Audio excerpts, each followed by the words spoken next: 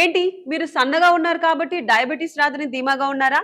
Sugar అంటే కేవలం లావుగా ఉన్న వారికి మాత్రమే వచ్చే సమస్య అనుకుంటున్నారా?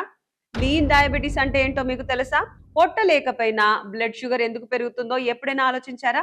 ఇలాంటి ఇంట్రెస్టింగ్ విషయాలు తెలియాలంటే ఈ వీడియోను చివరి వరకు తప్పకుండా చూడండి. డయాబెటీస్ రావడానికి కేవలం బరువు మాత్రమే కారణం కాదు. సన్నగా ఉన్న వారిలో కూడా ఇన్సులిన్ ఉత్పత్తి తగ్గడం లేదా ఇన్సులిన్ రెసిస్టెన్స్ ఉండవచ్చు.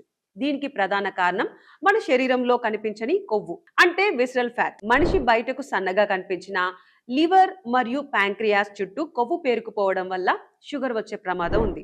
దీన్నే టోఫీ అని కూడా పిలుస్తారు. దీనికి అసలు కారణాలేంటో ఇప్పుడు చూద్దాం. జన్యుపరమైన కారణాలు. మీ కుటుంబంలో ఎవరికైనా షుగర్ ఉంటే మీరు సన్నగా ఉన్నా మీకు వచ్చే అవకాశం 50% పైనే ఉంటుంది. అనారోగ్యకరమైన ఆహారం. సన్నగా ఉన్నాం కదా అని జంక్ ఫుడ్, స్వీట్స్ అతిగా తినడం వల్ల మెటబాలిజం దెబ్బతింటుంది. కండరాల బలహీనత. శరీరంలో కండరాల శాతం తక్కువగా ఉంటే అవి రక్తంలోని చక్కెరను సరిగ్గా గ్రహించలేవు. నెక్స్ట్ వన్ ఒత్తిడి మరియు నిద్రలేమి.